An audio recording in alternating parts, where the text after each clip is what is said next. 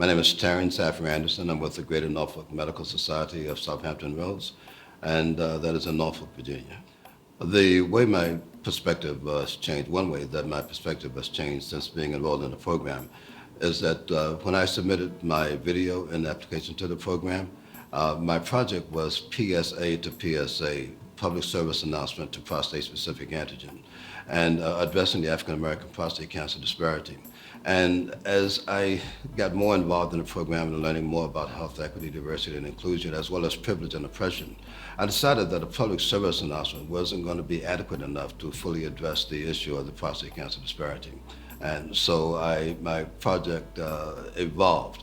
It went from being a public service announcement to a theatrical production, and now I'm working on a feature-length film. One of the other people in the program and I, Gregory Townsend, whatever city we go to for our convenings, we've gotten to the habit of finding a jazz club. And we go to a jazz club in pretty much every city that we've gone to, Denver, Houston. We didn't go to one in Seattle, but here in Raleigh for our last convening. And for our last convening, the last jazz club outing, one other person joined us, Jarvis DeBerry, who's out of New Orleans. So that's something that we have been doing, and it started in DC, and it's just been a very, very enjoyable experience because it gives us an opportunity to further network, further connect with one another on multiple levels. Whenever I talk about the Culture of Health Leaders program, I always describe it as a family with the other people in the program, my brothers and sisters. And in December of 2017, that really came to light. I lost my mom on December 4th, 2017. She died one day earlier than my father died 18 years earlier.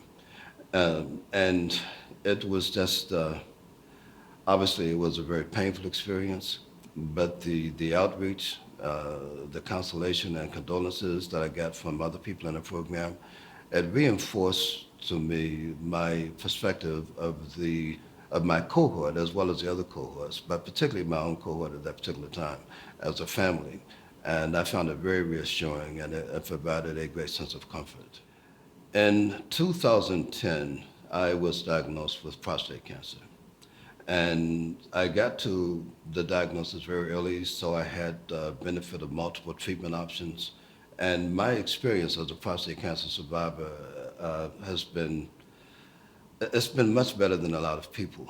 And I became very much aware of the importance of disseminating the information about the prostate cancer disparity. So my strategic initiative, again, it has been an evolution. It evolved from being a public service announcement to address that issue and a theatrical production to a feature-length film. The film is entitled The Black Walnut because the prostate gland is about the size of a walnut, and it deals specifically with the African American prostate cancer disparity, so that's why we call it The Black Walnut. And it's going to be seen in different cities around the country. Because of my collaborating with other members in my cohort, the film is going to premiere in various locations around the country in conjunction with a health event where we provide free prostate screenings and other health screenings as well as health education workshops. So it's been an evolution, but I'm very comfortable with where I am with the project now. We just finished shooting about 3 days ago, about to go into editing, and I've been getting extraordinary feedback from other members in the cohort as well as the Robert Wood Johnson Foundation and people back home in Norfolk, Virginia, and the greater Hampton Roads area. My strategic initiative deals with the African American prostate cancer disparity. African American men are diagnosed with prostate cancer at a rate of 1.5 times that of any other ethnic group. We die from prostate cancer at a rate of 2.5 times that of white men. It is an alarming disparity. And I wanted to come up with a novel, dynamic way to disseminate the message, to increase awareness of the disparity. And it seemed to me that a feature-length film would do that. I didn't want to do a documentary because most people, when they think of documentary, they think of something clinical. I wanted to come up with something that was dramatic, but also quite real. The film features 9 prostate cancer survivors. Most of them have never acted before. They're in dramatic scenes. And I believe that we really, really get the point across. And I think one illustration of how effective the film is going to be is that there are 2 people involved in the project that had never been screened for prostate cancer, over the age of 40, and had never been screened.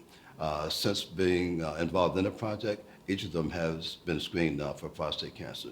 So that suggests to me that we are doing a significant work, and I can't wait for the film to be completed.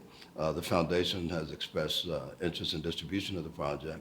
It has been getting a lot of extraordinary feedback from other people, my peers in cohort 1 of the Cultural Health Leaders Program, as well as my local community back home in Norfolk and Greater Hampton Roads, Virginia. One thing that I think I've further honed my listening skills.